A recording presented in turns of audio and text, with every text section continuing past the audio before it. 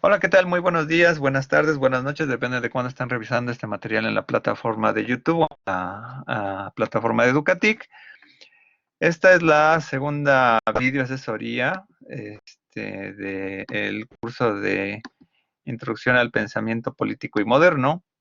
Y en esta ocasión vamos a tocar un tema que converge entre la unidad 2 y 3, pero desde una perspectiva lógica y filosófica, un poco para agrupar algunos de los autores, porque bueno, de repente parece que veíamos en la unidad, en la primera asesoría y la unidad uno, esta vinculación entre lo antiguo griego y lo premoderno, ¿no? O lo moderno.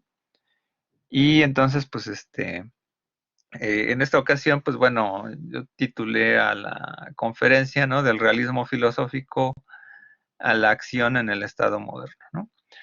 Vamos a ir viendo aquí un perfil interesante sobre la parte filosófica, ¿no? De cómo ir ubicando estos autores y ya las primeras contradicciones que vamos a ver entre lo antiguo y lo moderno, ¿no? La parte anterior solamente habíamos vislumbrado como el concepto, ¿no? En esta ocasión, pues nos acompaña Adriana Mariles y Ed Espinosa. Pues bienvenidas para participar y y si van agregándose más compañeros, pues esperamos que también participen. Ok, entonces vamos a iniciar con cuáles serían los objetivos de esta sesión, ¿no? Vamos a reflexionar el pensamiento político moderno desde la confrontación de algo que se llama el realismo filosófico clásico a una visión de la acción del sujeto moderno.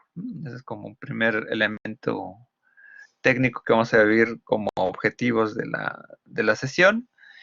Y bueno, posteriormente, pues bueno, vamos a ir ubicando eh, la propuesta política hacia el devenir de la reflexión del mundo moderno, hacia el 580, a la visión racionalista de la ilustración. Vamos a ver en esta parte como estas eh, posturas, ¿no? Que igual así como en la sesión anterior a lo mejor hice mucho énfasis en Tomás de Aquino, hoy quizá vamos a hacer un poco de énfasis en Guillermo de Ockham, ¿no? Eh, que son filósofos de la escolástica, que de algún modo son como el engranaje para entender un poco hacia dónde va la transformación del pensamiento, ¿no? Inicio con una reflexión muy antigua, ¿no? Que a lo mejor, ¿qué diablos es hablar de la realidad, ¿no?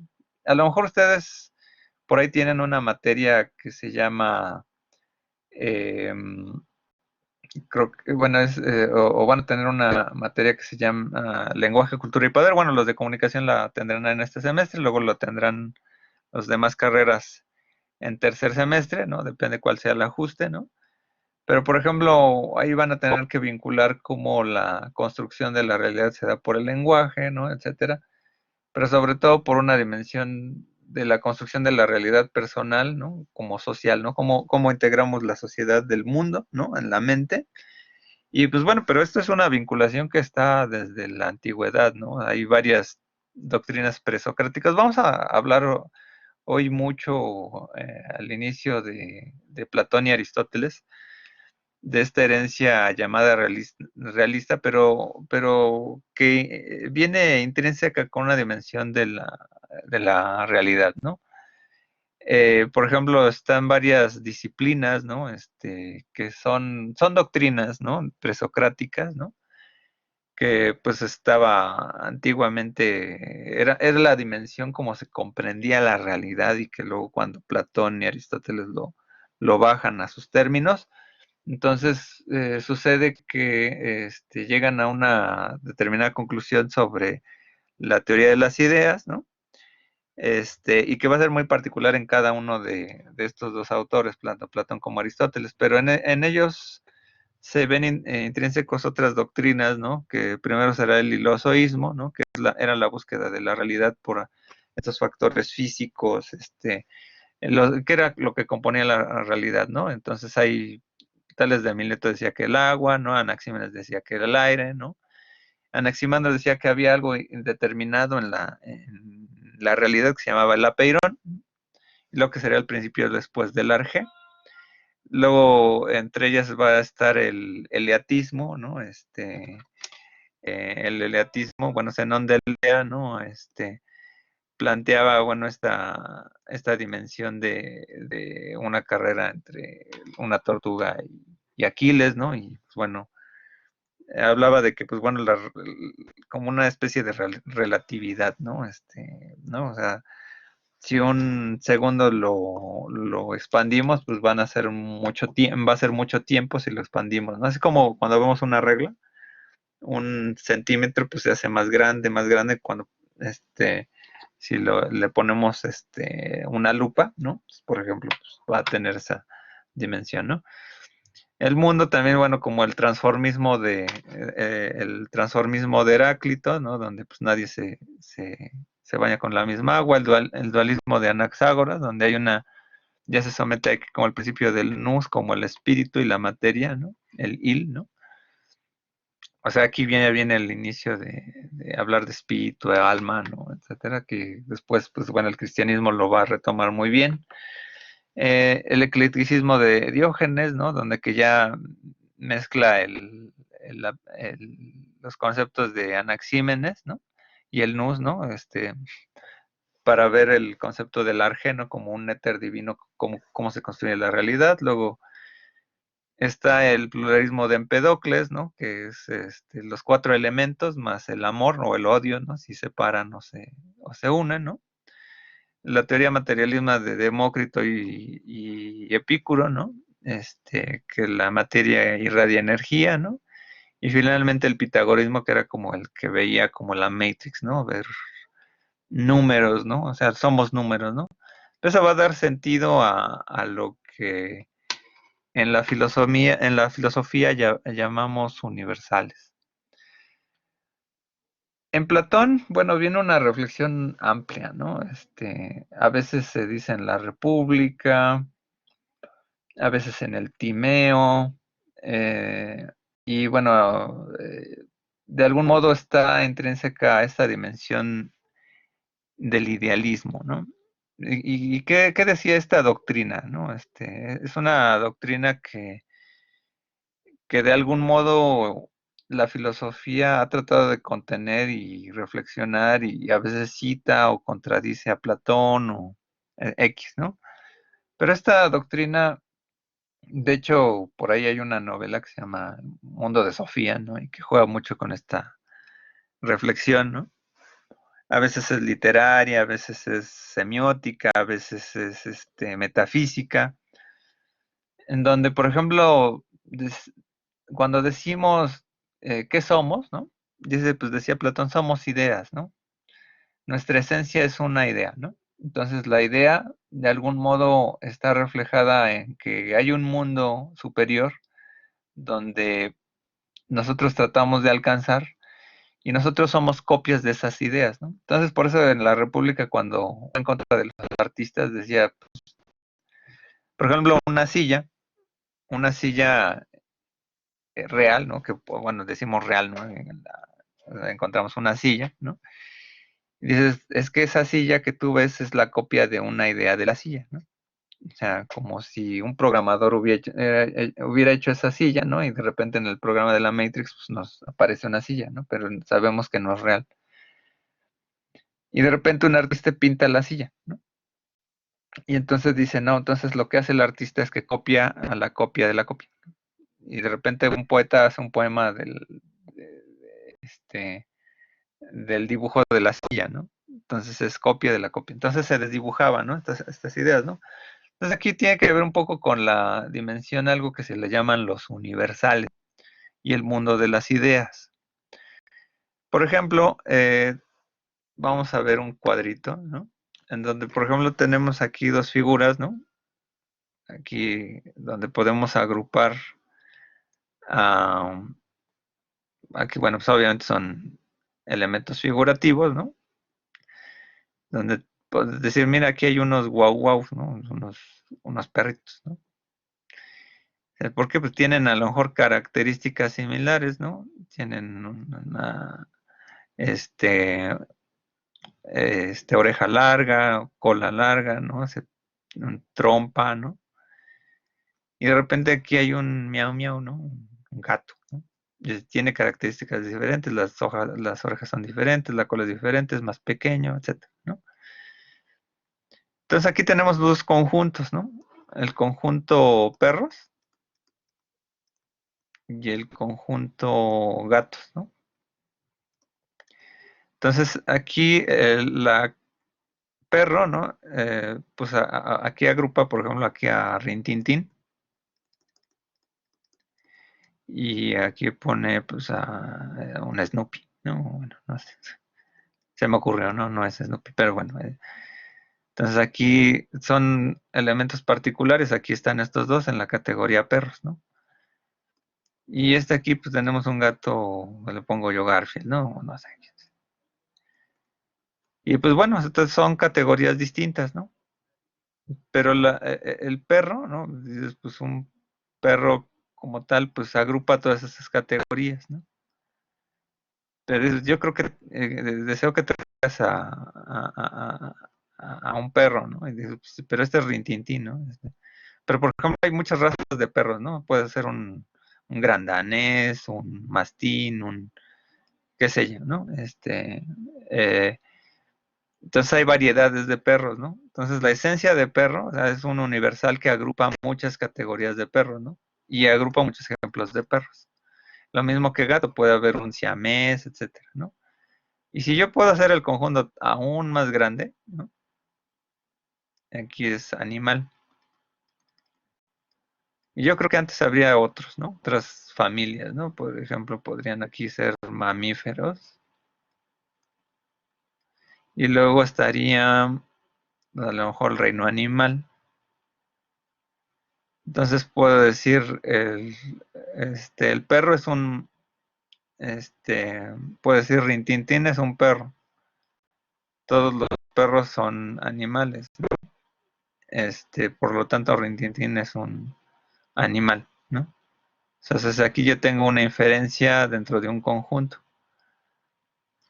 Y puedo decir el gato es un animal también, ¿no? Aunque no esté dentro de la categoría de perro, ¿no? O este gato en específico, ¿no? Entonces lo mismo pasa cuando agrupamos seres humanos, ¿no? O sea, porque dices, pues, ¿qué es lo que hace un ser, ¿no? Un ser, ¿no? O sea, ¿qué es lo que lo hace? O sea, aquí tenemos aquí este, a Platón y aquí a Aristóteles, ¿no? Tienen elementos que percibimos que son similares, ¿no? Y entonces dices, pues, ¿qué es lo que los hace iguales? ¿No? Pues bueno, pues tienen características, dos ojos, nariz, tienen una altura similar, tienen una estructura ósea parecida, ¿no? Y entonces los agrupo, ¿no? Pero bueno, la característica de, por ejemplo, la palabra ser agrupa muchas cosas, ¿no? Particulares, pues, ¿qué es un ser? Pues un ser vivo, un ser humano, un ser hombre, un ser barbado, son características particulares del conjunto, ¿no? El conjunto ser es muy grande, ¿no? Y agrupa todas esas cosas. Entonces aquí viene un problema fundamental de lo que se llama los universales o el realismo platónico y aristotélico. O sea, los universales están en el mundo de las ideas, no son tangibles, ¿no? Porque el ser, pues es como una idea superior a la cual todos aspiramos, está hasta arriba, ¿no? Pero yo la ejemplifico con varias cosas, ¿no? Y ahí había cuatro elementos que decía Platón, ¿no? Había una episteme y había una doxa. La doxa es lo que creemos que son las cosas, ¿no? Las apariencias, ¿no? Que es la icacia. Bueno, voy a borrar aquí de nuevo, voy a poner un plumón más grande, ¿no? Tenemos la episteme, la doxa. La doxa se divide en ecasia y la pistis. Y a lo mejor estos son términos que a lo mejor vieron en el bachillerato, y si no los vieron, pues sirve como para aprender un poquito, ¿no? La dianoia es una parte de la epistema y luego el nous, que es como el espíritu, ¿no? Entonces vamos con nosotros como ascendiendo, ¿no? En esa metáfora antigua de la caverna de Platón, ¿no? Entonces la icacia y la pistas, pues bueno, son las formas en que las apariencias nos engañan, ¿no? La dianoia es como la parte del lenguaje con la cual representamos los significados para acercarnos a las esencias de las cosas, ¿no? Porque bueno, o sea, tenemos, por ejemplo, un triángulo básico, ¿no? Que, por ejemplo, por decir, yo pongo aquí perro, tengo un referente y la relación entre perro y referente, pues es que el referente, ¿no? El referente real, ¿no? O sea, la idea, pues esencialmente, pues determina la palabra, ¿no? Eso se explicaba en el Cratilo, este Platón, ¿no? Pero entonces lo que luego llega Aristóteles es que señala lo que es el símbolo. Entonces el símbolo se conecta con el referente, ¿no? Pero, por ejemplo, la realidad no la conocemos a través de los significados, porque los significados son vacíos en términos de la semántica, ¿no? O sea, vamos y damos vuelta, por ejemplo, un diccionario, busco la palabra perro, me dice, pues es un animal, y luego busco animal y me da otra definición, ¿no? Pero no me completa llegar al referente, ¿no? Entonces, lo mismo con las ideas las vamos a completando en una situación universal. Entonces, lo universal, aunque entendemos a partir de elementos particulares. De hecho, por ahí Aristóteles va a privilegiar lo que es el modo deductivo de las cosas, ¿no? Entonces, aquí, por ejemplo, aquí hablaba Aristóteles, ¿no? El factor metafísico del conocimiento, ¿no?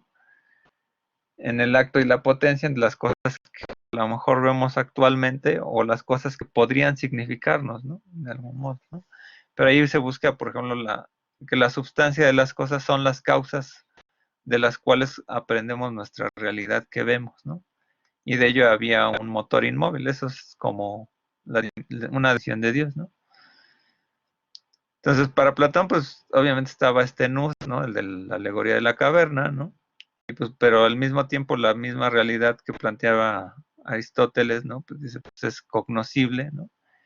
Y nos invita pues, a entender que pues por algo está ahí, ¿no? Y estamos encerrados a través de la forma y la materia, ¿no? O sea, esto perceptivamente pues me sirve que es un árbol, ¿no?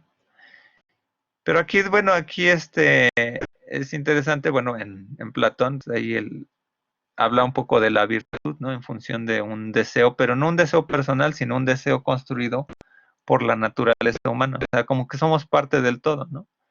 Y en la República, pues más o menos determinaba Platón también cómo debía ser, bueno, a través del personaje de Sócrates, cómo debía ser la sociedad. Entonces, de algún modo, este eje de la construcción social, ¿no? Pues, estaba determinada por el deber ser. O sea, cómo debían ser las cosas, como si ya estuvieran definidos, ¿no?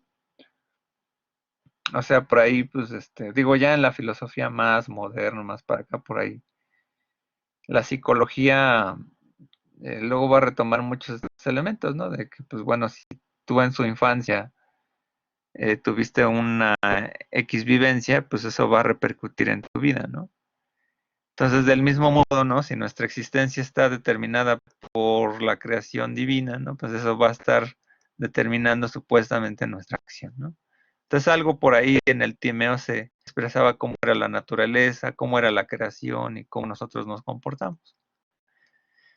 Entonces, vamos a hacer ya un salto, entonces ahorita ya como que lo que nos va interesando, que es la parte política, ¿no?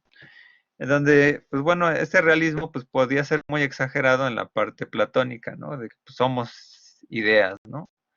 Aristóteles ya decía que, pues bueno, pues sí había una relación ahí más o menos materialista en que nosotros como confrontamos, al menos en la parte simbólica, que sí hay una interacción representativa, ¿no? Y también los estoicos, ¿no?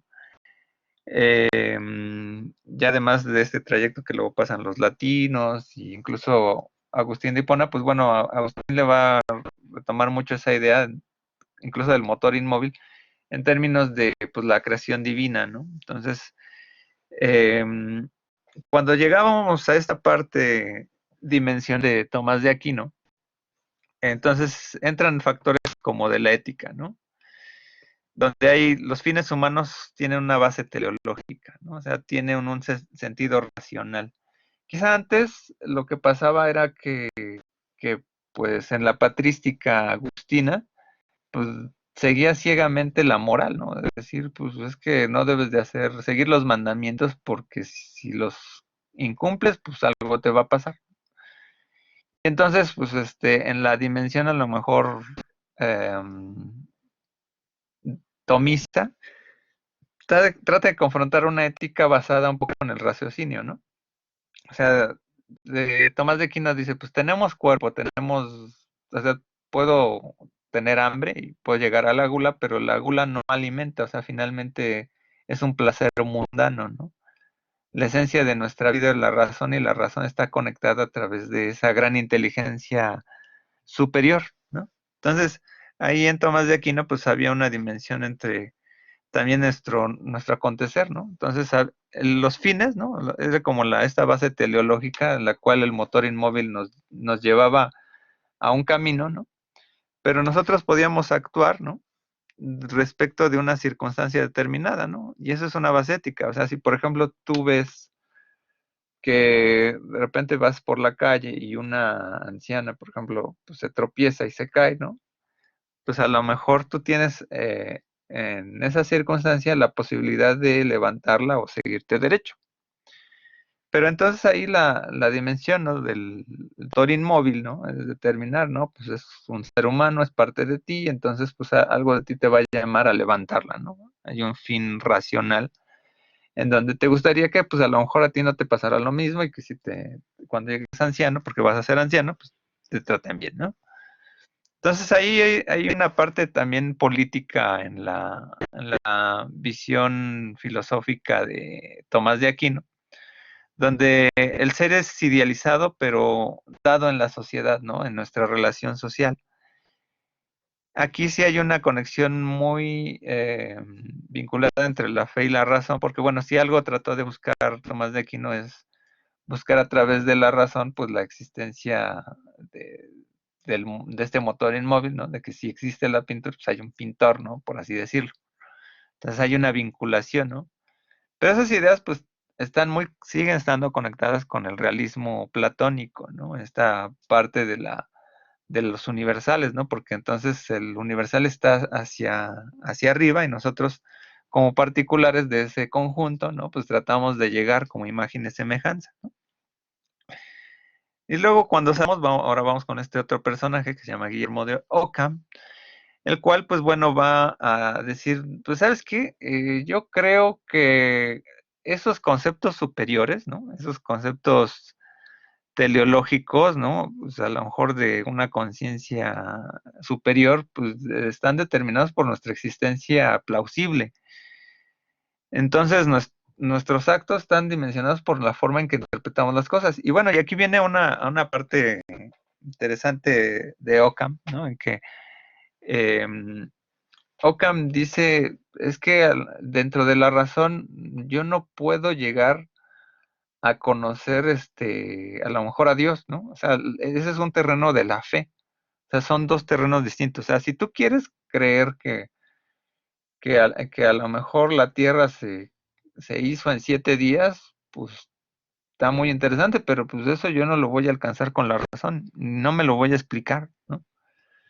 O sea, está fuera de mí, o sea, es más, o sea, pues, que haya llegado un Salvador, ¿no? Etcétera, ¿no? A través de una virgen, pues bueno, pues te lo puedes creer, pero yo no lo puedo demostrar con la razón.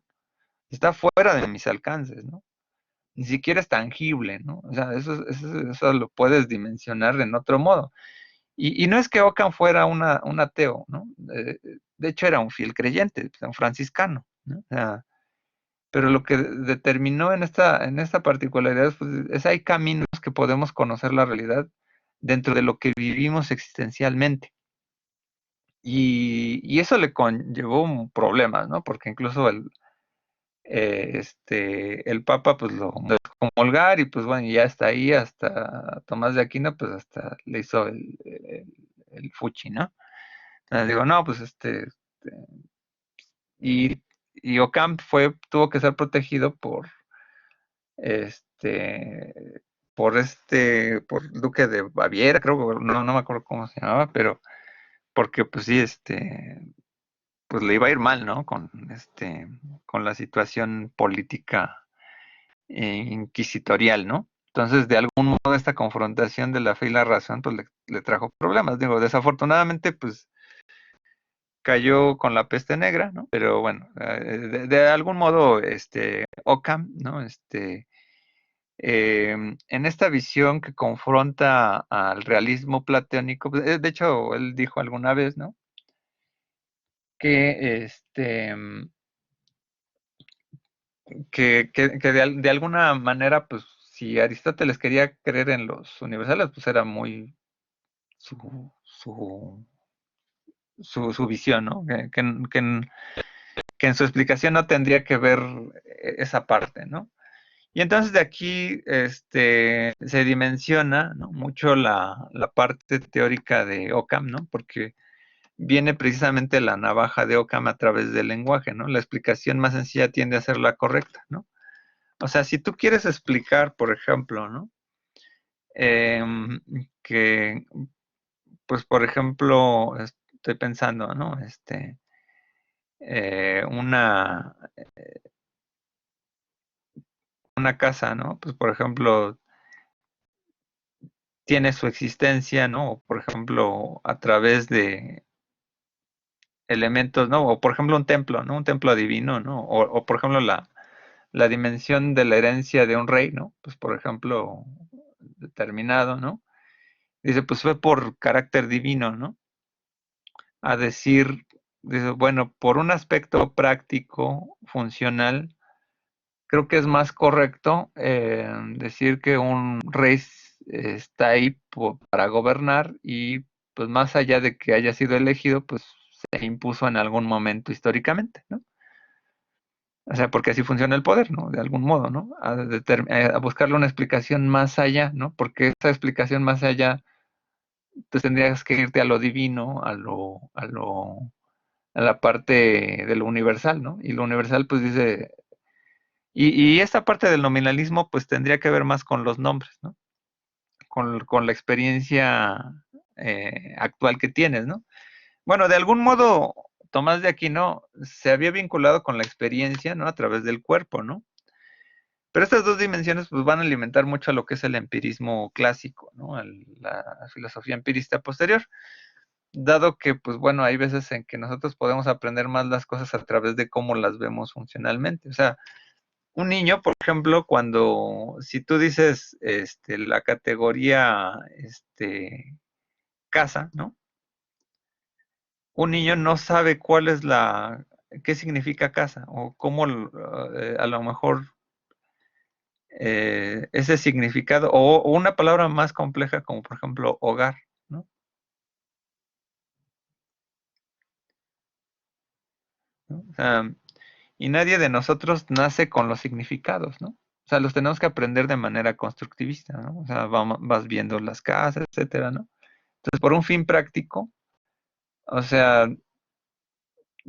la economía del lenguaje te debe de ayudar a simplificar el concepto, ¿no? Por eso esa navaja de Occam, ¿no? Dice que la razón es limitada, ¿no? Porque no le busques más explicaciones a que evidentemente lo puedes vislumbrar, ¿no?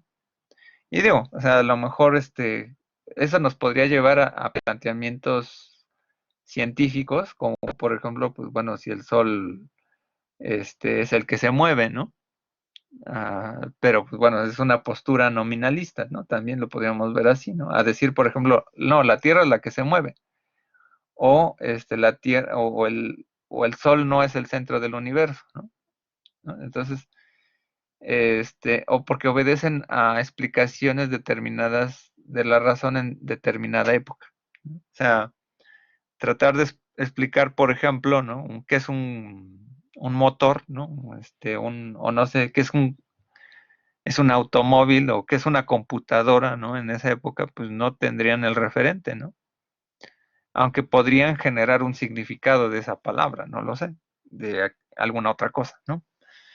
Pero bueno, aquí es interesante ver cómo desde este platonismo universalista, pues se escinde una postura, ¿no?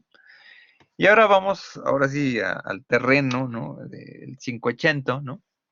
Y que es un autor que pues ustedes ya más o menos vislumbraron, ¿no? Que es la parte primero de Maquiavelo, ¿no? Y discutiendo ahí un poquito en el foro, ¿no? Vieron ahí este resumen, ¿no? De las virtudes, y bueno, a Maquiavelo le tocó una parte interesante histórica de vivir, ¿no? Y aquí es donde nos preocupamos o nos preguntamos, ¿no? Sobre todo, a Maquiavelo, ¿cómo lo ponemos, no? O sea, ¿qué es lo que hace con su texto del Príncipe? O sea, hace filosofía, hace teoría política, o hace una enunciación historiográfica sobre lo que le tocó vivir, ¿no? O sea, eh, cuando habla del príncipe, ¿no? Se habla de las cosas que él vivió, ¿no? O sea, pero en este preámbulo teórico que ya anuncié de lo que son los universales y los particulares, ¿no? O sea, los universales desde el realismo platónico y los particulares desde el nominalismo de Ockham, creo que Maquiavelo no está determinando el deber ser como en la República de Platón, o incluso en Ética Nicomaquea, o la política de Aristóteles, de cómo deberían ser incluso los estados ideales, ¿no? O cómo debería comportarse la gente, sino dice, no. O sea, cuando se habla de que es maquiavélico, ¿no? Es que está describiendo las cosas, ¿no? Está describiendo las cosas a través de las cosas que él observa. Y entonces creo que ahí hay un aspecto nominalista intrínseco en Maquiavelo, ¿no? O sea, está enunciando lo que él vio y lo que le tocó vivir, ¿no? Y la política y de los Medici, etcétera, ¿no? De los grupos políticos, cómo estaban determinados, ¿no? Entonces ahí es un carácter muy, quizá todavía empírico o empírico, en una determinación de observador, ¿no? Entonces ahí describe menos el comportamiento de cómo había funcionado el poder, ¿no? O sea, entonces, ¿qué es lo que pasa aquí? Entonces el sujeto que está determinando Maquiavelo lo está ubicando en una acción, en un acontecer. Y entonces aquí como que está rompiendo como la prescripción, como si el ser humano fuera idealizado, ¿no? O sea, el ser humano como si hubiera un motor inmóvil, ¿no? De decir, es que vas a ser un buen político si vas a entonces dedicarte a gobernar. No, él dice, no, si vas a ser político tienes que dimensionar ser temido o amado, o bueno, hay frases que se le atribuyen, ¿no? Que, así como la de que no, que son ilusorias, ¿no? Pero que sí tratan de resumir esta frase, ¿no? Del fin justifica los medios, etcétera.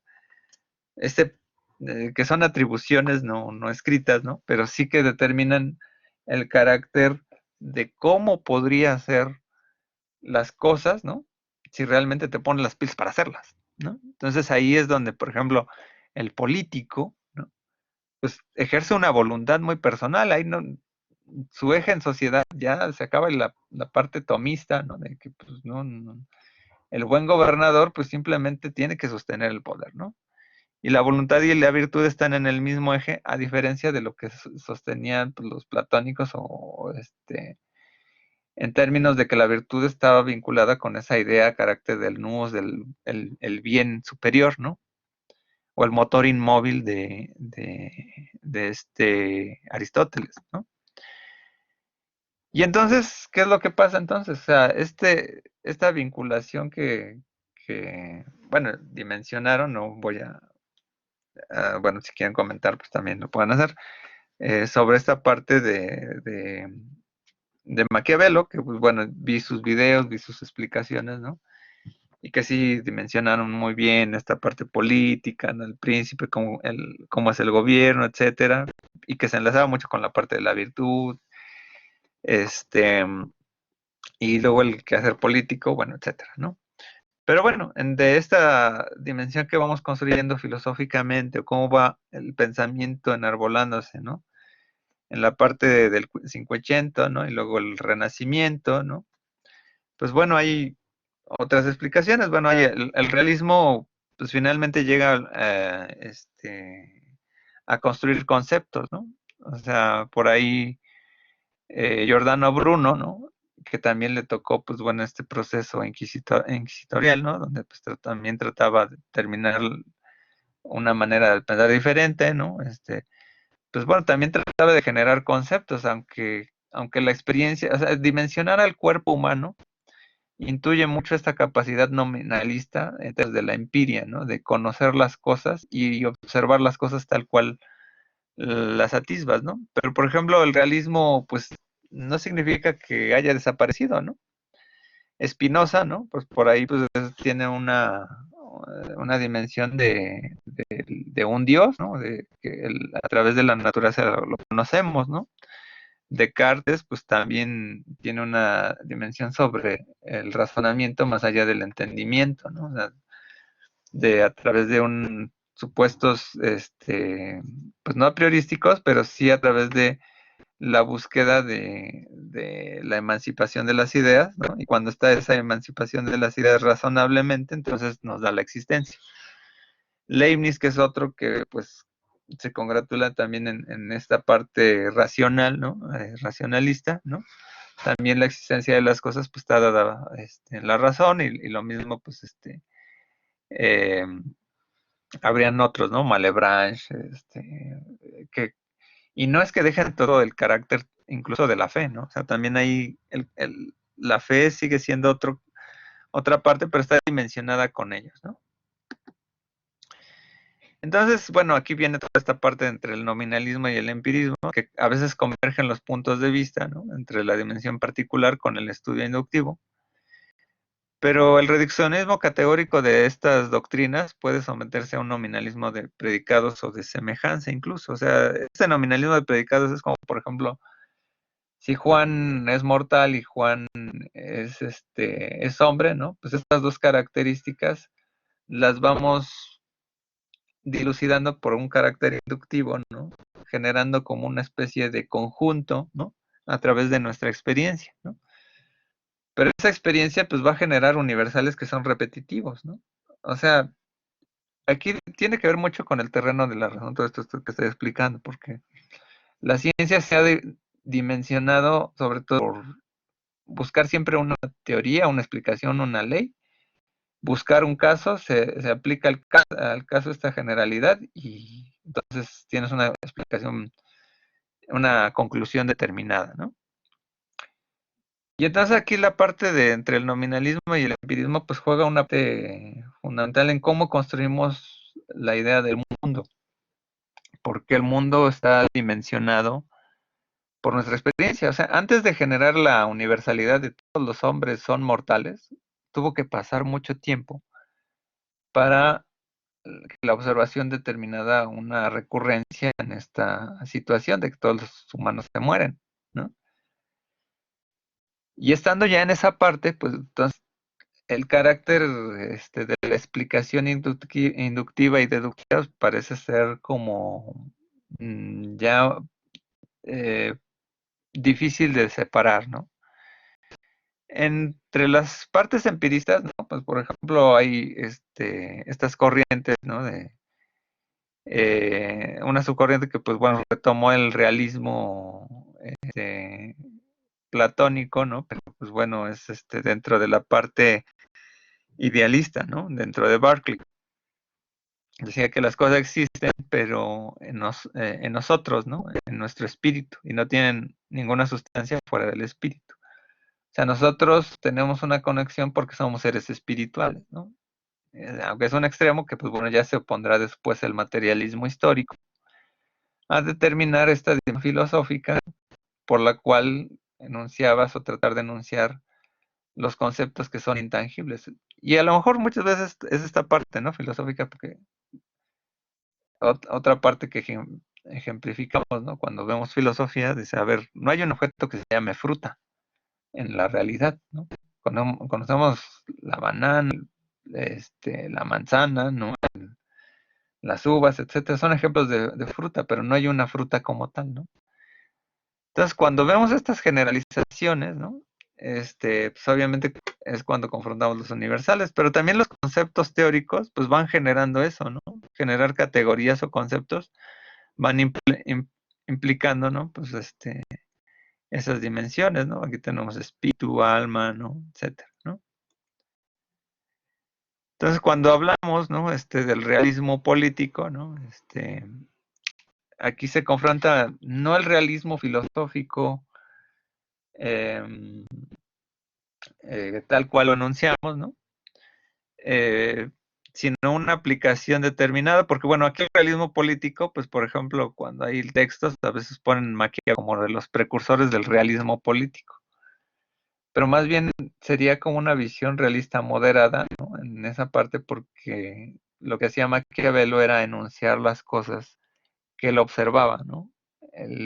Por eso cuando se dice lo maquiavélico es que está enunciando que tú puedes hacer bien o mal con este conocimiento, ¿no?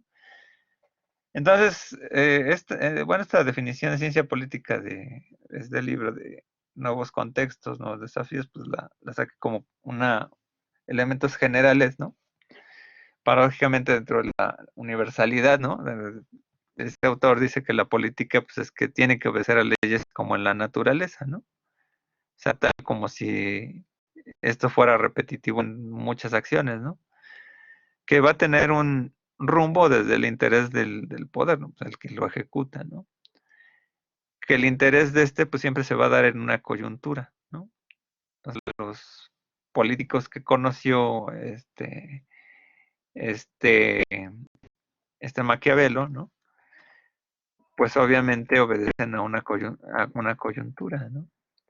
Entonces ahí lo que estaba observando, pues solamente sería plausible en esa época, ¿no? O sea, un político de la actualidad, pues tendría otras dimensiones. Entonces, lo que estaríamos viendo aquí es que en tiempo y espacio definido, ¿no? Pues, los intereses de poder cambian, ¿no? La moral política, pues a veces definida por las acciones, ¿no? O sea, se conoce ahí la acción, ¿no? Del mismo modo, pues la moral y la ética pues, son caminos diferentes, ¿no? En la aspiración política, ¿no? La moral ya es una construcción definida por la cultura, y mientras la ética es una decisión que tú tomas si es buena o mala, ¿no? Y en la acción, o sea, el actuar político se construye una esfera de expertise, ¿no? O sea, se puede reconocer al politólogo del mismo modo que pues, a un biólogo, a otro científico, ¿no? Un astrónomo, etcétera, por el carácter de la pericia. Pero aquí me gustaría retomar una parte interesante sobre toda esta parte realista, ¿no? O, o nominalista, ¿no? Porque dentro de lo general, así como nos pintan los libros, ¿no? De la deducción, ¿no? Lo general, el caso y la conclusión. Luego tenemos por inversa el carácter inductivo, que es los casos, y por eso decía Aristóteles, conocer todos los casos del mundo te va a llevar una vida, ¿no? Entonces, cuando llegas a una generalidad del caso, pues, pues digamos que es determinada, ¿no? Porque, pues bueno, o sea, el carácter de cuántas personas tuvieron que ver, ¿no?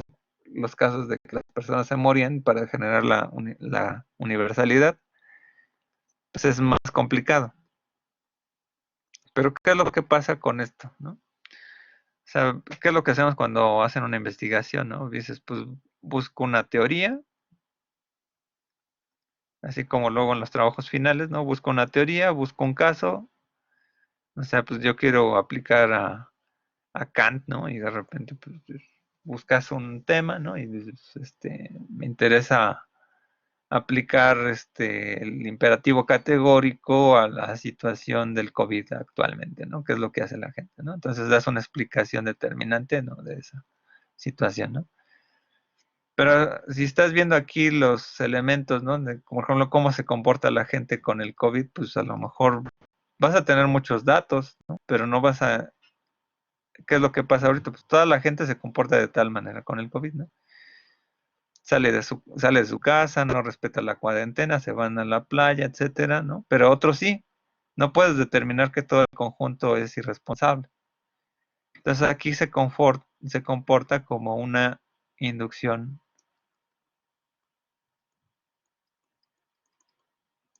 estadística.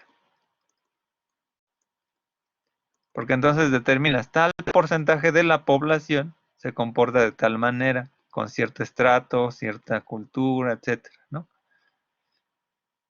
Pero ese universo que determinaste, entonces ya lo puedes trabajar a veces en las estadísticas, ¿no? A través de una deducción. Y esto es lo que se le llama, ¿no? En la dimensión científica, empírico,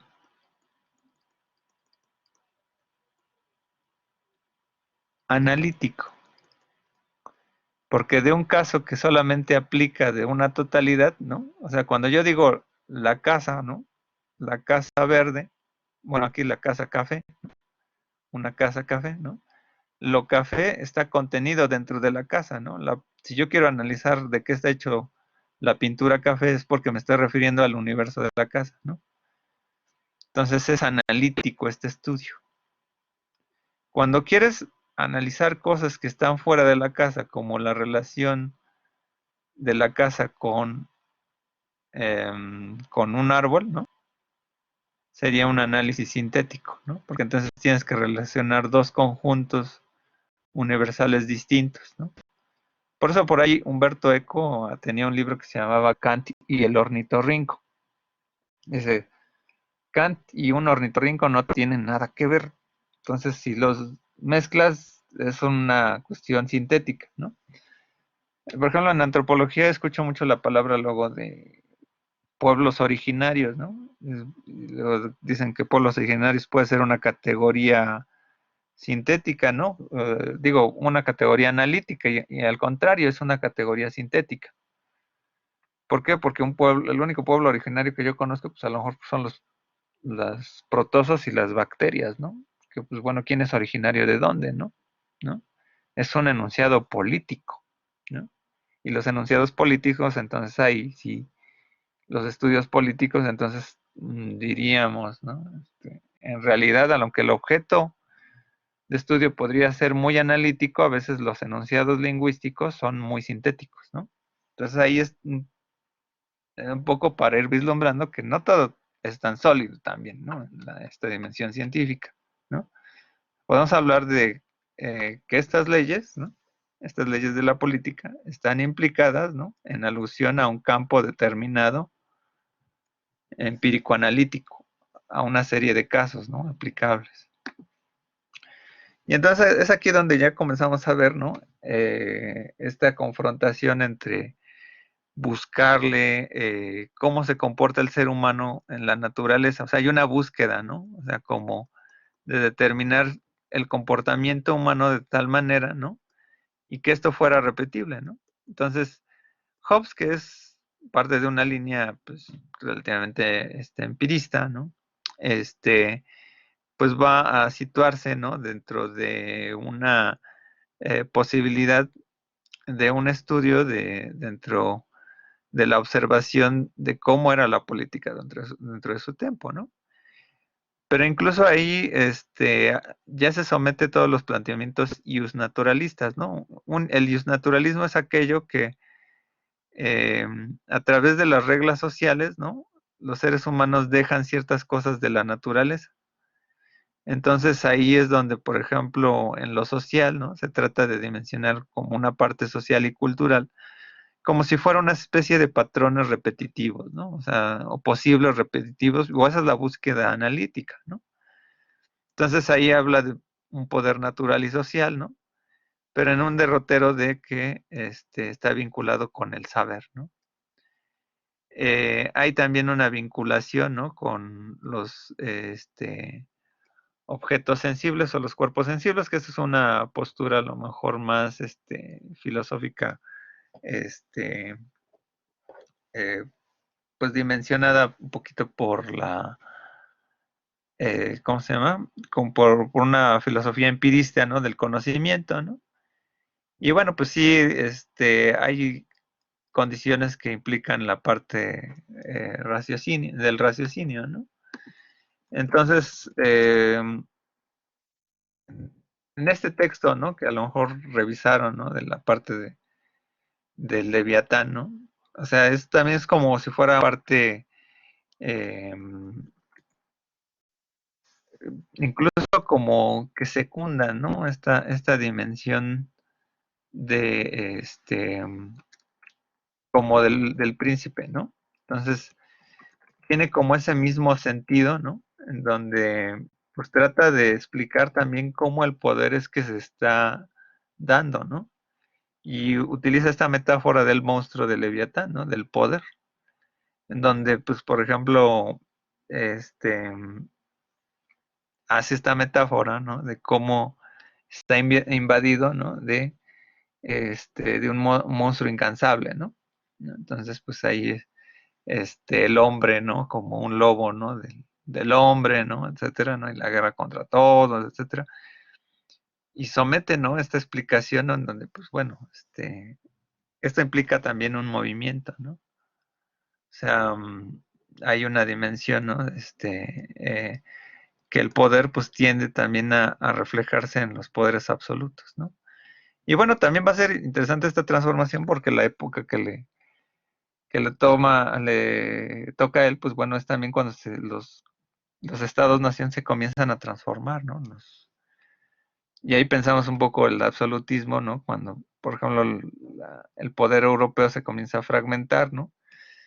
En estados-nación, este, y pues, por ejemplo, estaba pensando un poquito en la novela, por ejemplo, de los Tres Mosqueteros, ¿no? Como por ejemplo, el cardenal Richelieu, ¿no? Pues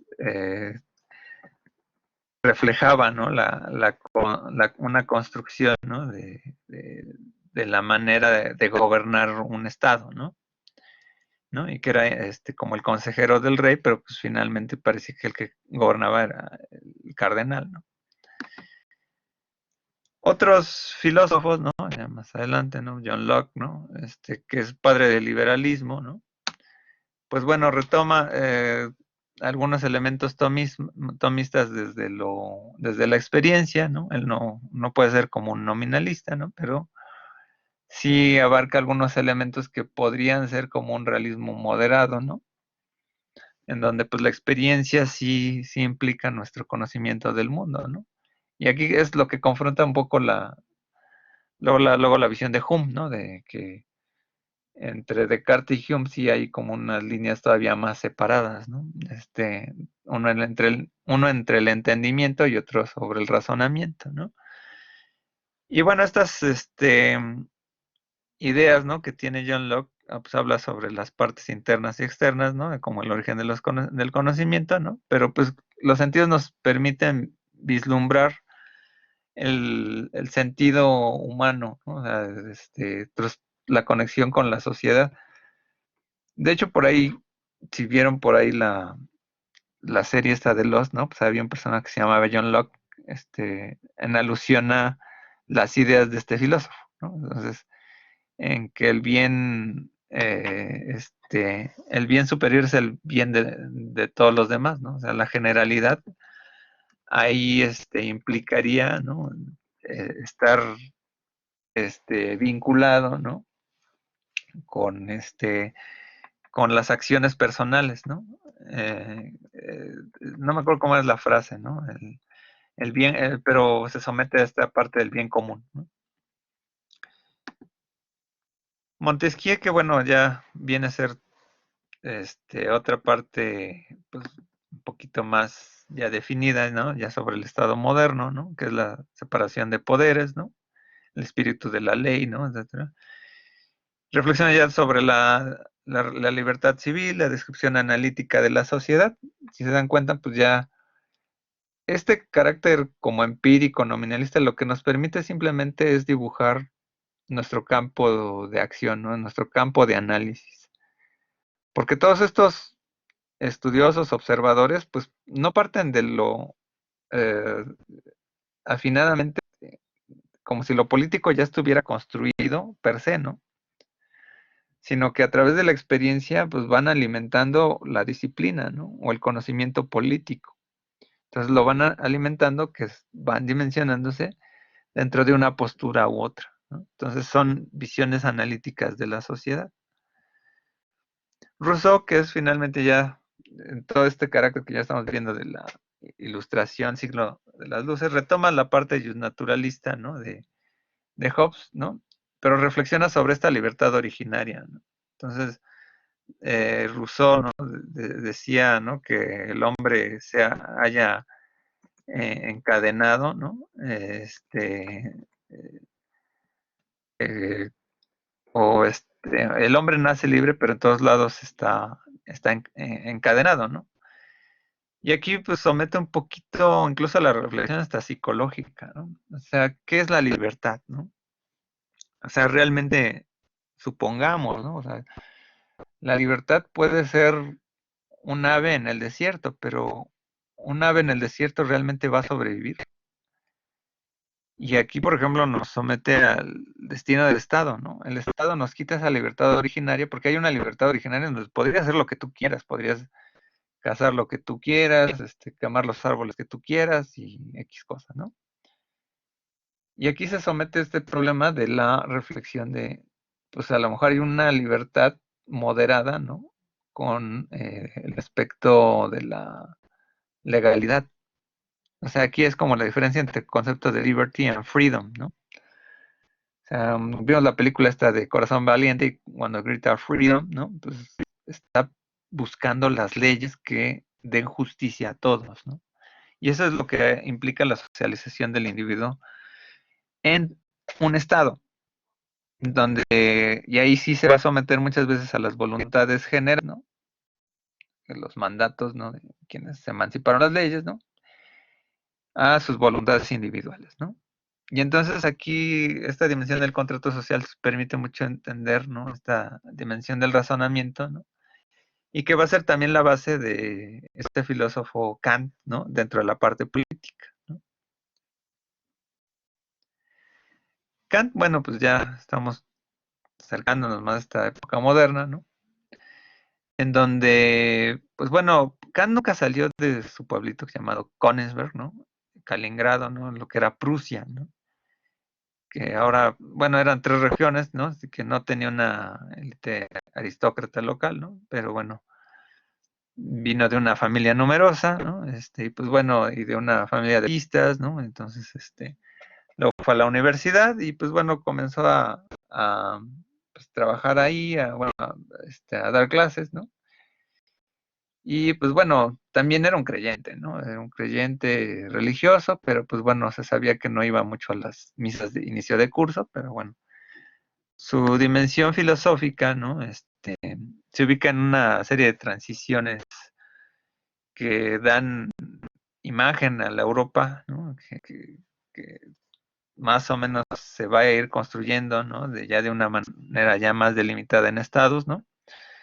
Pero ya esta idea de la modernidad, ¿no? Ya habíamos visto esta confrontación entre empiristas y racionalistas, entonces Kant va a tratar de emancipar esta dimensión dentro de dos campos, ¿no? Lo que sería para él el idealismo trascendental. Y que sí él va a retomar con mucha fuerza esta idea de los generales, ¿no? Los universales, ¿no? Pero aplicados desde cierta manera, donde el sujeto sí tiene una participación para entender el mundo y que el razonamiento, la búsqueda del razonamiento sí va a dar sentido a lo que es la cosmovisión. O sea, nosotros nos comprendemos a través de, ahora decimos de ideologías, ¿no? Pero nuestra manera o nuestras costumbres determinan nuestra manera de explicar el mundo, ¿no? Entonces también esta dimensión, ¿no? De que giramos también alrededor de un sol, es que giramos alrededor muchas veces de un número, un objeto que es inalcanzable, ¿no? Trata de dar un orden sistemático y sintético a lo que se llamaba el conocimiento humano, ¿no? Entre lo que eran los racionalistas, ¿no? Ya decía, ¿no? La razón y los empiristas, ¿no? Esta base de la experiencia. Entonces aquí va a ir un poco entre las éticas empíricas y formales. Las empíricas son aquellas que de algún modo estaban vinculadas antes de él, ¿no? Y la formal, lo que él busca es la sistematización de principios generales, ¿no? A través de la conformación de la razón y el entendimiento, ¿no? Y entonces aquí se sostiene, ¿no? Pues a lo mejor los elementos de la razón práctica, ¿no? En donde pues de algún modo nosotros estamos viviendo en sociedad, ¿no? Y hay un concepto que él llama el imperativo categórico, ¿no? O sea, aquí la ética debe estar fundada en lo que nos dicen que es bueno o es malo, sino a través de nuestras acciones vamos descubriendo el sentido por el cual nos comportamos.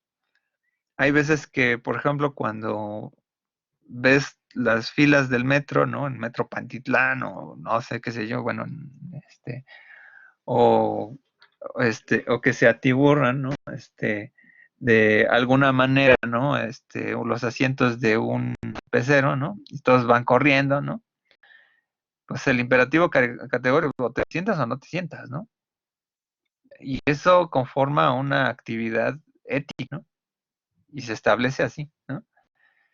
Pero ahí está intrínseca esta parte de la cosmovisión, ¿no? Porque, pues bueno, si tienes una alrededor, ¿no? Este concepto que le dice la Weltanschauung, ¿no?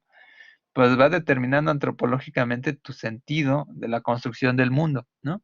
Esta construcción del mundo, pues sí, a lo mejor la va a ir adhiriendo, ¿no? En la estética trascendental, luego con la razón práctica y luego la razón pura, ¿no?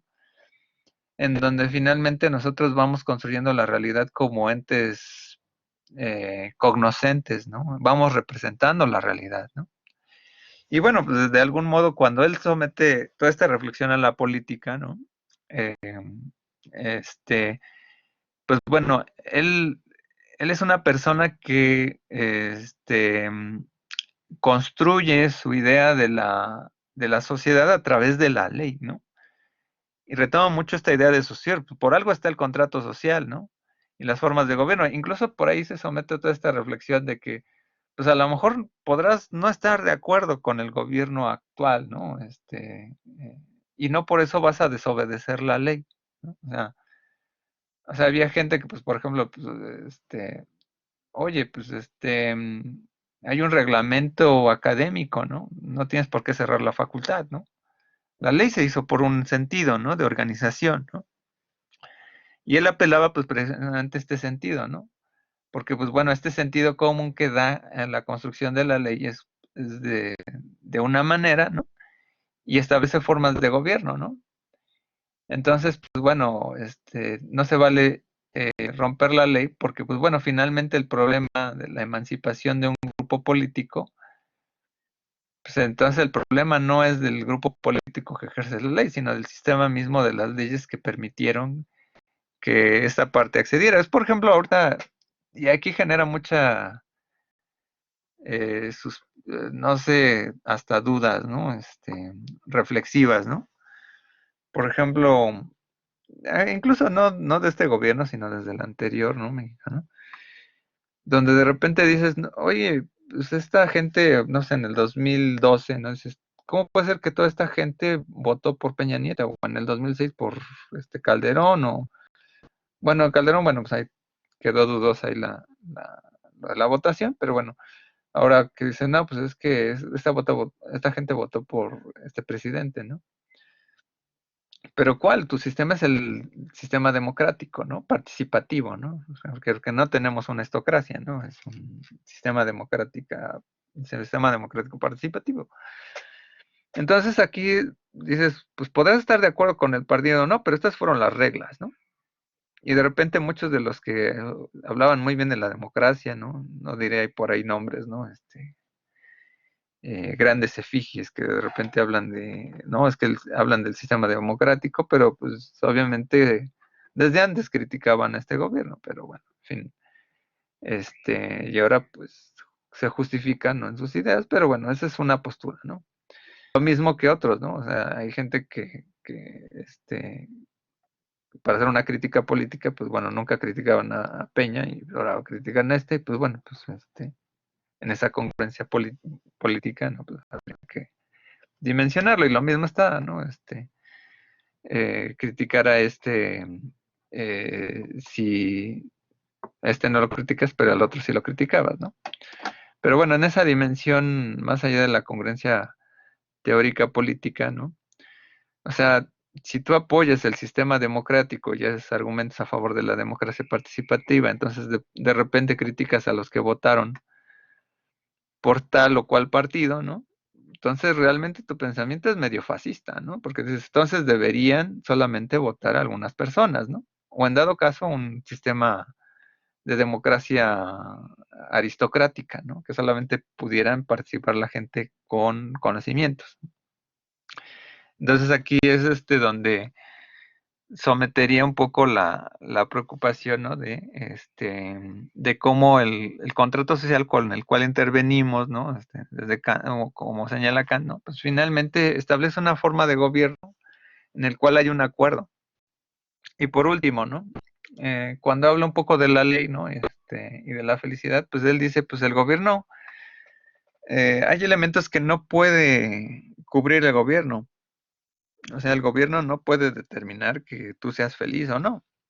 O sea, eso está, entonces ahí se confundía mucho esta dimensión entonces el gobierno debe de preocuparse de algunos rubros, ¿no? Como de los bienestares sociales, etcétera, ¿no? Los índices de felicidad, ¿no? Porque parece que favorecías este carácter liberal, ¿no? Dice, pues, ¿quieres educación? Pues entonces, este, pues yo la permito, la regulo, pero pues todos van a tener que pagar por ella, ¿no? Por ejemplo, ¿no? Entonces, algunos lo malinterpretarían así, ¿no? Como esta chava, ¿no? Gloria, no sé qué, que en 5 minutos trata de destrozar una teoría marxista, pero en fin. En esa dimensión, ¿no? O sea, este carácter no es que se refiera a que se acaben estos sistemas de bienestar, sino simplemente ubicar que el gobierno no está convocado a que sea feliz o no, pues es como inmanente, es como el númeno, ¿no? O sea, el carácter ético, pues finalmente eh, es inalcanzable, pues, ¿no? O sea, son tareas como personales. Y que también, ¿no? De algún modo, es como tratar, ¿no? Por ejemplo, a veces la universidad, ¿no? Tratar de obligar a la universidad o a la educación pública que sean los generadores o los únicos generadores de valores, ¿no? O sea, claro que participan, ¿no? Pero como que delega las funciones de responsabilidad social de todos nosotros, ¿no? O sea, llámesele familia, organización comunal, lo que sea, pues ahí se dimensionan los valores, ¿no? Pero esos valores deben de dar sentido común a la organización de leyes. O sea, es un poco lo que explicábamos en la sesión anterior, ¿no? O sea, hay leyes que ya no tienen sentido común, ¿no? Porque a lo mejor la coyuntura de poder ya se acabó. O sea, nos decía el compañero en la clase anterior sobre el vagabundear, ¿no? Por ejemplo. Entonces ya en Francia ya no tiene ese contexto lingüístico, ¿no? La revolución industrial pues ya había generado ese tipo de conceptos, ¿no? Y bueno, pues aquí entonces llegamos a esta parte, ¿no? Prescribimos o describimos la naturaleza social, ¿no? O sea, estamos vinculados con un realismo filosófico o un nominalismo, ¿no? Un realismo político o una historiografía política. O sea, observamos y lo que determinamos que vemos es lo que debe hacer. O hay un supuesto deber ser, ¿no? Y es lo que vamos a enunciar en nuestra visión política. O vamos a simplemente a describir o generalizar, ¿no?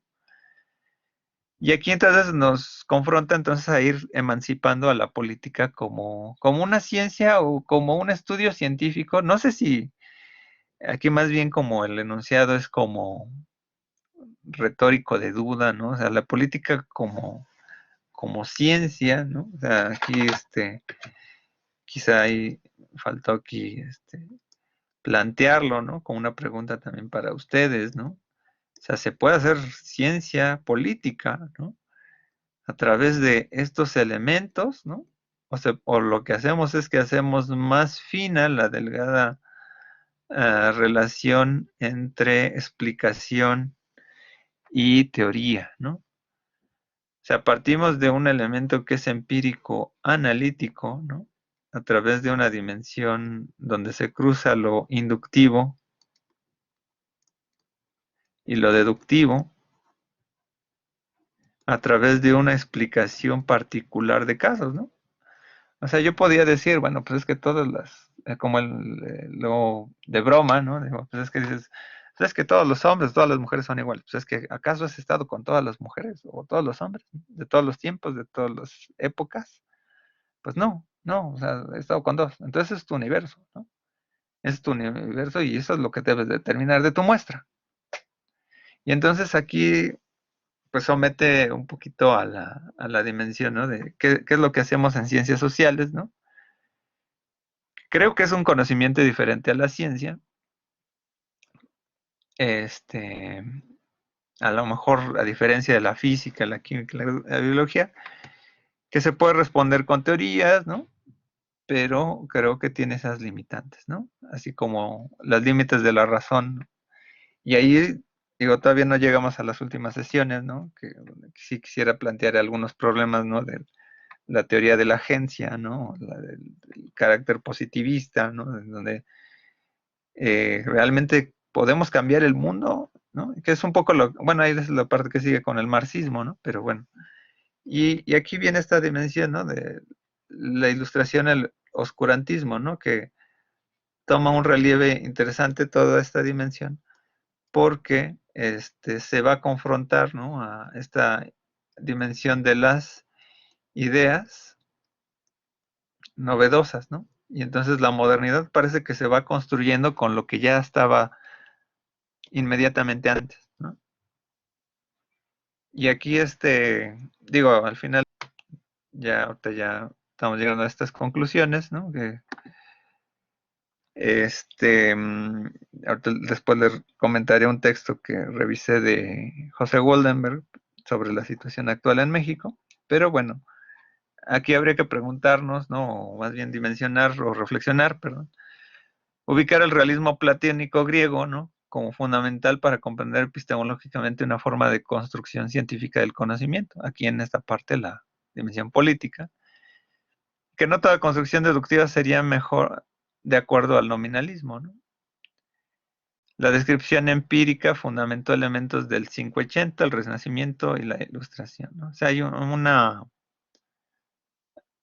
sea, todo este proceso de la escolástica sigue con una fuerza. Y creo que también es algo de lo que he tratado de transmitir, en que la escolástica son los primeros fenómenos de ruptura con el oscurantismo, ¿no? La base de Maquiavelo puede ser empírica y también la de deber ser bueno, ahí ya no, puede ser empírica, pero puede ser también realista, ¿no? Realista política, ¿no?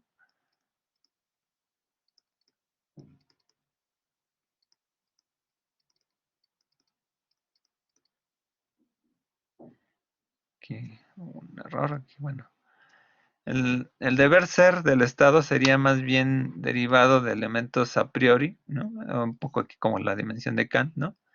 En función de una razón humana práctica, ¿no? O sea, hay una construcción determinada, ¿no? De las leyes del Estado a través de un sentido común previo, ¿no? Pero ese sentido común pues se va determinando por nuestra cosmovisión. Luego, la disyuntiva entre ilustración y las determinaciones del oscurantismo nos confrontan entre el saber y la creencia del mismo modo que como demostrados los conceptos formales o empíricos. A ver, aquí, por ejemplo, sucede algo muy interesante, ¿no? En la ciencia, ¿no? Voy a poner un ejemplo determinado. La mayor parte de nosotros decimos EMC igual a, bueno, la fórmula de la relatividad, ¿no? De Einstein.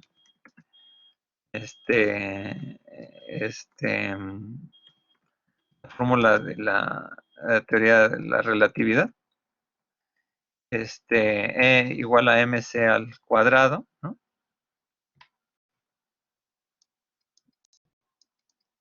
Pero para nosotros, ¿no? Pues esto es una simbología determinada, ¿no? Pero entender la relatividad, no, muchos no la han confrontado con el libro directo, ¿no? Hasta ese es un resultado y hasta aparentemente podría ser retórico, ¿no? Entonces, las experiencias que a veces podemos ver como válidas que funcionan en un país, ¿no? Pues realmente no dejan de tener una dimensión similar a las creencias, ¿no? Entonces, ahí es donde, por ejemplo, también decía ya otros filósofos como Bertrand Russell, ¿no? O sea, ¿cuál es tu relación con el conocimiento, ¿no? O sea, si simplemente lo has adoptado por una relación indirecta, ¿no? O sea, el ser analíticos es que, pues bueno, uno puede analizar concienzudamente lo que está tratando de hablar. Eh, Estamos planteando que muchas veces retóricamente apelamos a conocimientos formales, ¿no? Sin tener elementos, pues, determinadamente, ¿cómo se le dice? Empíricos o factuales, ¿no? Entonces, eh, ahí de algún modo, tendríamos que vislumbrar hasta qué punto de vista, ¿no? Lo que estamos leyendo, ¿no? O lo que leemos políticamente funciona, ¿no? O sea, si vemos, por ejemplo, que hay un modelo político, pues las sociedades son diferentes, ¿no? Entonces, podemos creer, ¿no? Incluso entre una teoría y otra, ¿no? Y aquí sí me confronta mucho digo, he leído hay algunas cosas de Jordan Peterson como un teórico que muchas veces es criticado porque confronta mucho la teoría de género. En dado caso de que, ¿cuál es la situación, ¿no? Entre los que estudiamos área social, ¿no?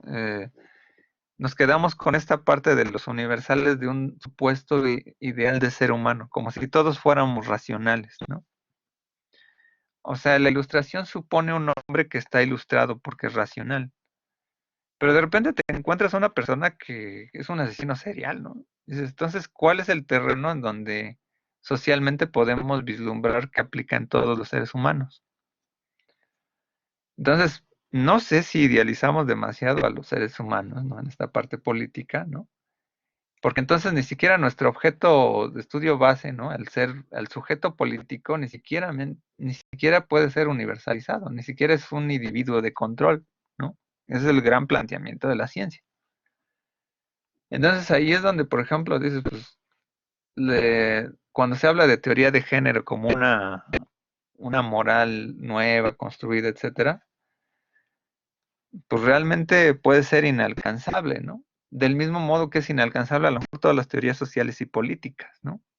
De comportamiento, porque solamente son plausibles entre teorías explicadas a través de elementos empíricos analíticos, sí, pero que no funcionan en futuros elementos, ¿no?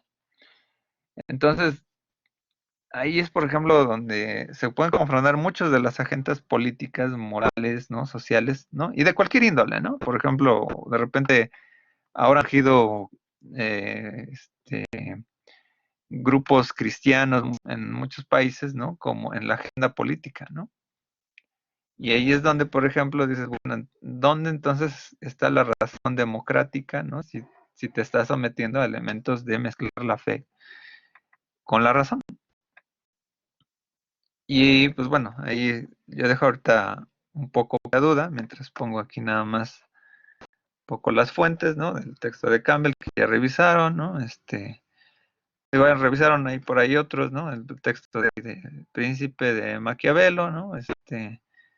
Aquí revisé otro texto que sirvió un poquito para reflexionar esta parte, ¿no? De el realismo, ¿no? Que es de López Rivera, ¿no? El Príncipe de Maquiavelo, desde esta parte filosófica, ¿no? Que a lo mejor siento que a lo mejor no está dimensionado en los contenidos, pero se me hizo pertinente abordarlo de esta manera, ¿no? Para abordar también la parte de la ilustración. Este texto de ciencia política de Freddy Marínez y este texto de filosofía de Ramón Shirao, ¿no? Las ilustraciones y por último una sugerencia, ¿no? En la cual pues estaba revisando un texto, ¿no? Voy a compartirlo aquí en la pantalla, a ver si se ve. Es un texto de José Waldenberg, ¿no? Que me llamó la atención. Ayer lo estaba revisando, ¿no? Reflexionando sobre esta dimensión, ¿no? Escribe el doctor de la facultad, ¿no?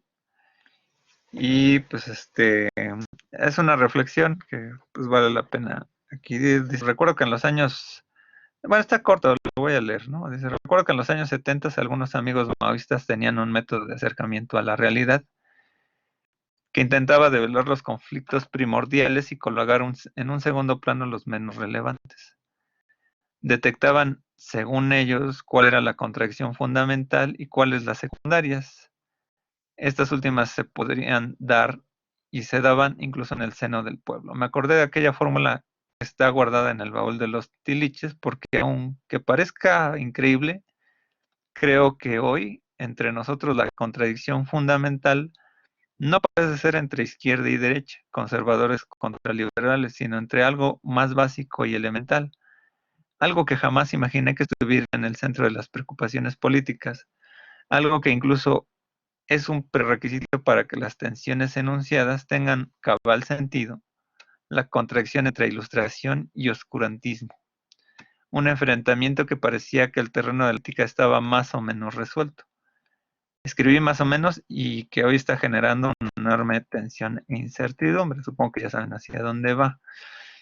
Cuando en medio de la pandemia que sacude al mundo, el presidente saca una estampita del Sagrado Corazón para protegernos del coronavirus, la directora del CONACYT habla de una ciencia neoliberal, a los centros de investigación se les cercenan recursos y a los becarios se les cancelan sus becas. Se manifiesta desprecio por la labor de ingenieros, arquitectos, médicos, periodistas. Se crean 100 universidades tronando los dedos, se infravalora a los creadores y a las artes, se minimiza la necesidad de conocimiento para ser funcionario público. Se afirma que lo que debemos medir no es ya el bienestar material, sino el espiritual. Se hace a un lado, sin el menor rubor, la evidencia empírica. Se vuelven a confundir los planos de la política con los de la fe religiosa, el entramado construido por la Ilustración, que apuesta a la ciencia que apuesta por la ciencia y la razón, por lo menos se zarandea. No son asuntos menores ni tienen que ver con lo que cada quien puede pensar, sino que está íntimamente ligado con el tipo de plataforma intelectual que sostendrá no solo nuestra convivencia y competencia política, sino el espacio público en el que se desarrolla la vida. Fomentar supercherías desde el Ejecutivo, calificar políticamente al conocimiento como en su momento lo hicieron la Revolución Cultural China o Pol Pot en Camboya, reducir las posibilidades de crecimiento de los centros de excelencia académica y de desarrollo de las nuevas generaciones, equiparar el conocimiento especializado con las consejas populares, poner en marcha centros de estudios superiores ajenos a los protocolos académicos, despreciar la creación artística por elitista, contraponer honradez a conocimiento como si fueran antónimos, desconocer indicadores universales, vulnerar el piso de la información compartida e incluso oficial con la forma de yo tengo otros datos, desvirtuar el debate público laico con reiteradas recetas religiosas, no anuncia nada nuevo. Más bien un espacio público plagado de engañifas, alimentando y alimentador del mínimo común denominador de comprensión que palpita en la sociedad con impacto en las políticas públicas y en donde los conocimientos emanados de la ciencia acabarán arrinconados. La ilustración es una apuesta por la razón y el conocimiento científico, una corriente que difícilmente puede imponerse por completo, dado que en las sociedades palpitan creencias, tradiciones y dogmas que nutren el pensamiento mágico. Las religiones, las supercherías, pero en una república laica, como la que dice la Constitución que somos, el pensamiento racional con base en la ciencia debe tener preeminencia sobre las anteriores. Esta vertiente del pensamiento debe acotar si se puede derrotar al oscurantismo, porque si no habrá llegado la hora de los brujos. Bueno, con esta última parte que escribe José Waldemar, lo escribió el día de, bueno, lo publicaron el día 19, el martes, ¿no? Es una reflexión interesante, ¿no? Que viene mucho a colación con el tema de hoy, ¿no? Porque, pues, de algún modo estamos vislumbrando este, este conocimiento que de algún modo vemos como accesible, ¿no? ¿No? Dentro de los universales y los partículas, ¿no? Pero lo confrontamos más bien a esta idea de las creencias, ¿no? Y de la razón y la ilustración, ¿no? Porque bueno, o sea, por eso me recordó mucho este carácter de Ockham, ¿no? O sea, digo, hay terrenos en la política donde a lo mejor solamente se pueden aplicar a través de la razón, ¿no? Y aunque la cultura y la sociedad acepta incluso pues, que haya creencias, ¿no? Que gente que crea en lo que quiera creer, ¿no? Digo, pues es libre, ¿no? ¿Hasta qué punto de vista, ¿no? Nos podemos someter entonces a un discurso de las leyes que sí permite las creencias, ¿no? Pero que en términos de la ejecución política pública, pues se dimensiona esto. Y que no es único de aquí, o sea, es un fenómeno coyuntural, ¿no? Que incluso a lo mejor Samuel Huntington, ¿no? En el choque de civilizaciones anunció que se daría, ¿no? Entre en los estados de Occidente, ¿no? En los últimos años, ¿no? En la emancipación de estos gobiernos con una creencia a lo mejor cristiana frente a otros que a lo mejor tendrían una postura islamista muy extremista y pueblos orientales en una emancipación también afín, ¿no? Bueno, no sé los orientales hasta qué punto, ¿no? Pero a lo mejor este sí pueden haber otro tipo de emancipaciones a lo mejor dogmáticas, ¿no? Sobre todo, pero que nos confrontaría, porque bueno, el Estado-Nación de Trump está confrontándose desde esa perspectiva, ¿no? Desde una perspectiva, incluso también desde la fe. Bolsonaro, pues también no se diga, también tiene una dimensión similar, ¿no? Y hay una afinidad, ¿no? Y no se diga, bueno, en Europa, bueno, ha habido luego altibajos de derecha, etcétera. Pero bueno, en esta cosmovisión cercana que nosotros tenemos, pues vale la pena reflexionar esto que hemos ahondado, ¿no? Entonces, no sé, bueno, ahora, después de esta charla, plática, bueno, con la que cierro, pues bueno, díganme, ahora sí, ¿qué opinan, no? Sobre toda esta dimensión, ¿no? O sea, ¿creen que realmente estamos, yo creo que les dejaría dos preguntas primero, ¿no? Podemos hablar de ciencia política, ¿no?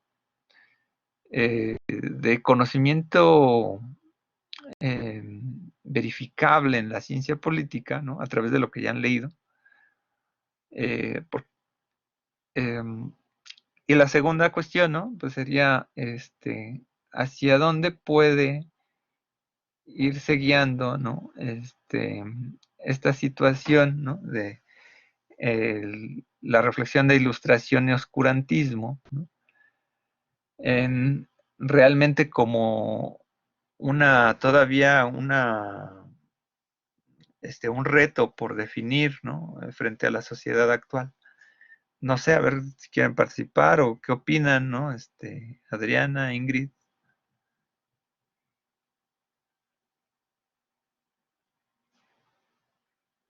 si es que siguen por ahí, pueden escribir en el chat, tienen el micrófono, ¿qué opinan? O sea, ya después de todo este choro, este, metafísico.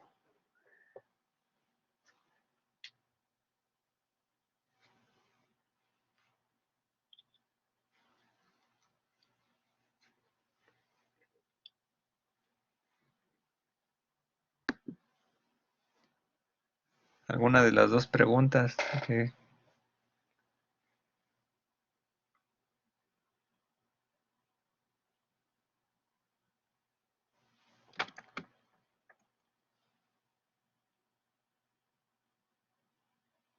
siguen ahí, a ver, siguen ahí o están pensando.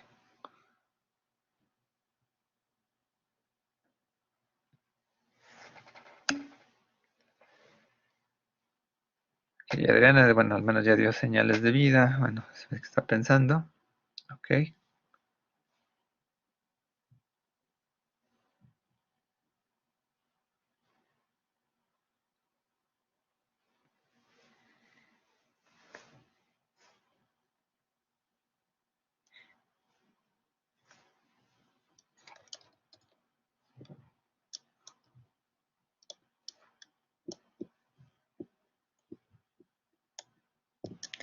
¿Nada?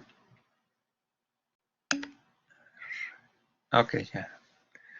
Dice Ingrid Espinosa, realmente me parece muy bien la parte de retroalimentación que nos da hoy, pues estos pensadores y filósofos los he leído en varias materias y retomo puntos importantes a los que yo no les había puesto atención. Ok, bueno, es una opinión. Pero sobre estas dos preguntas, ¿puedes hablar de ciencia política con lo que hemos visto el día de hoy? ¿Es válido hablar de ciencia política o qué es la ciencia política? Esa es una pregunta. Y la otra es la ilustración frente al oscurantismo. ¿Es algo que ya hemos logrado emancipar como sociedad? Son esas dos preguntas. A ver, la primera es una opinión, ¿no? Para saber qué opinan.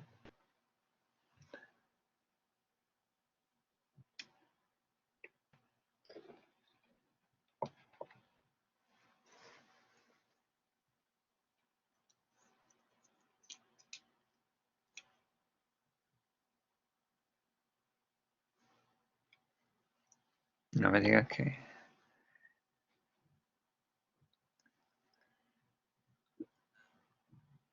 ¿A poco no opinan de política luego en las charlas cotidianas? Digo, ahora que se habla tanto de la 4T, bueno, creo que la 4T se dio en el 88, pero, en fin, que fue la búsqueda política de la democracia, pero bueno,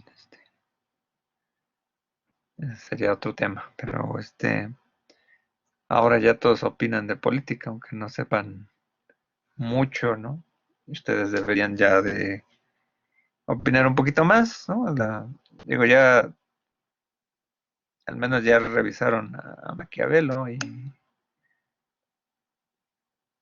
dice Adriana Mariles, ok, dice, al contrario, creo que vamos regresando al obscurantismo al tener tanto acceso a la información.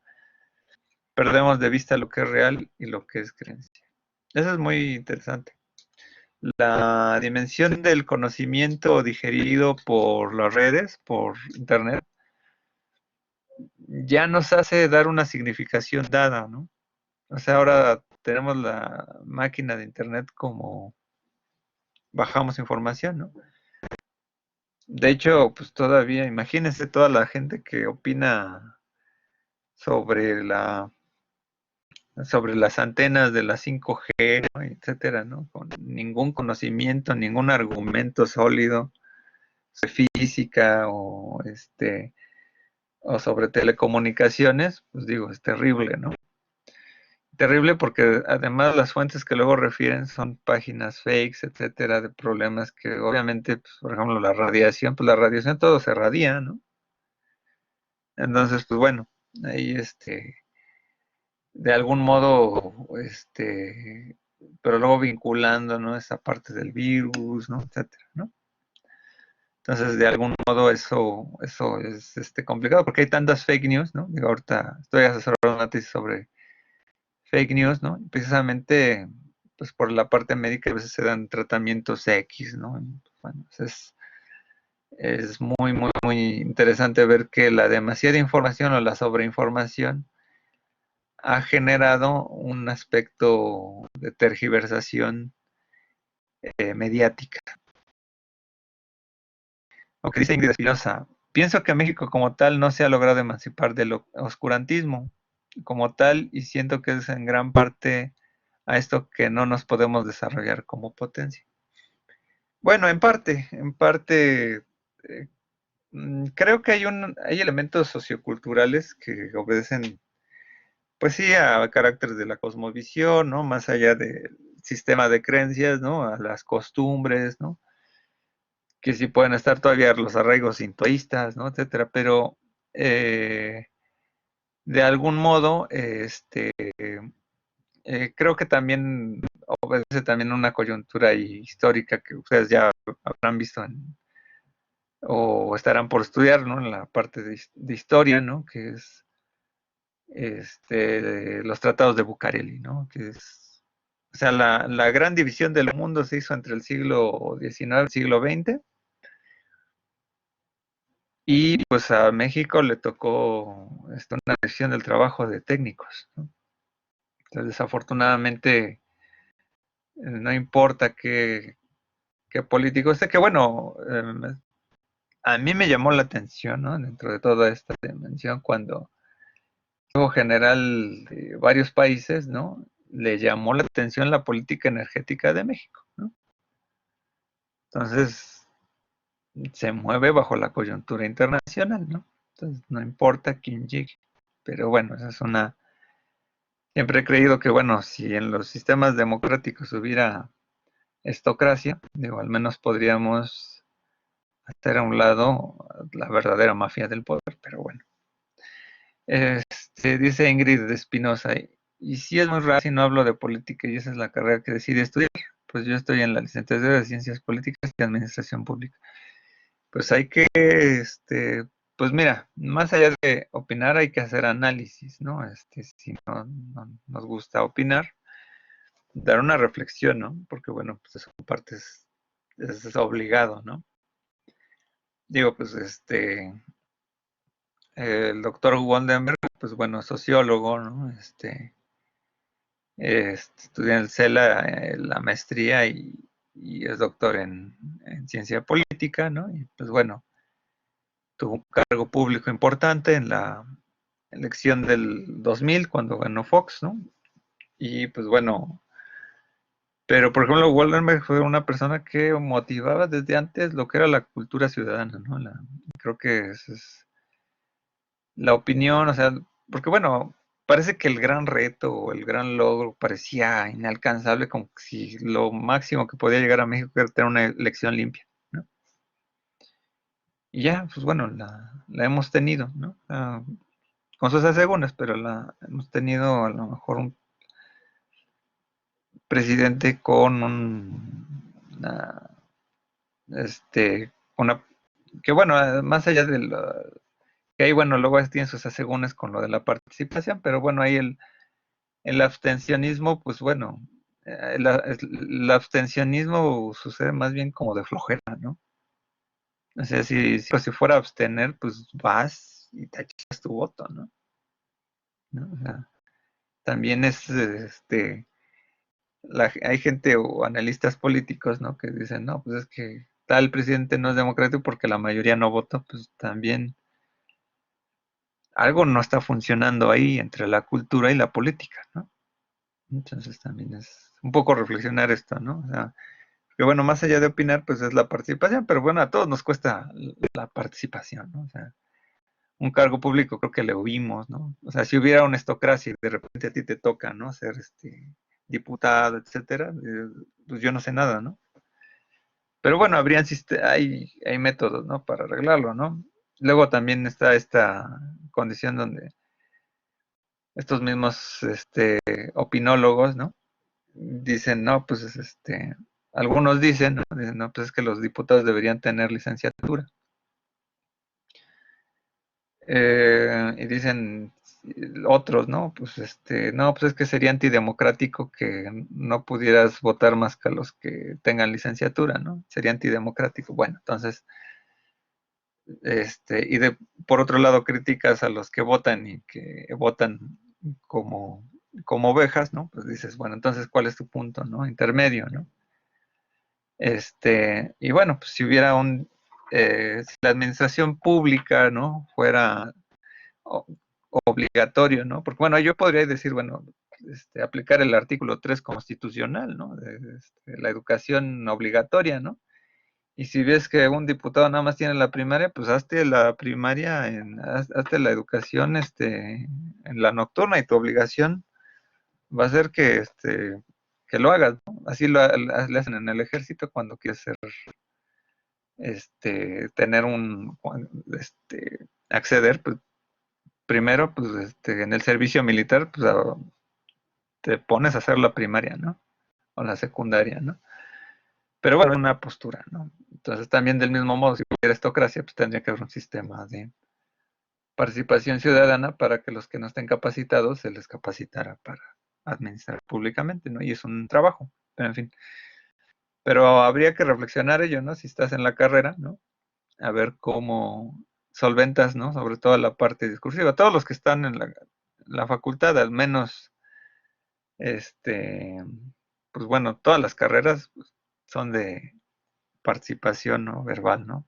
Sabemos que en la administración pública, pues a veces se ven más cosas de números, ¿no? Pero en la parte política es obligado, ¿no?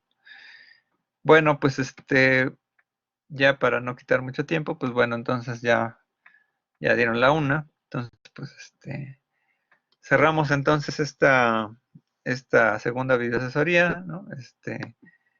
Digo, lamento que a lo mejor muchos no se hayan conectado, pero espero que revisen la grabación. De todas formas, seguimos en contacto, revisen el canal de YouTube, revisen la grabación con el vínculo compartido en la plataforma de la página, también lo subo luego ahí en el foro académico. Entonces, sin más, pues yo les pido, pues bueno, gracias Adriana Mariles, gracias Ingrid Espinosa, gracias por su participación. Nos estamos viendo para la siguiente videoasesoría. De cualquier modo, pues estamos en contacto para cualquier notificación de ¿cómo se llama? De la parte, ¿cómo se llama? De los avances de los trabajos, etcétera, ¿no? Entonces, de algún modo, pues, pues bueno, estamos en contacto, ¿no? Cualquier cosa, pues bueno, seguimos, seguimos en contacto y pues bueno, pues les agradezco su participación. Entonces, pues nos estamos en contacto. Gracias por todo. Esta ha sido la segunda videoasesoría. Gracias.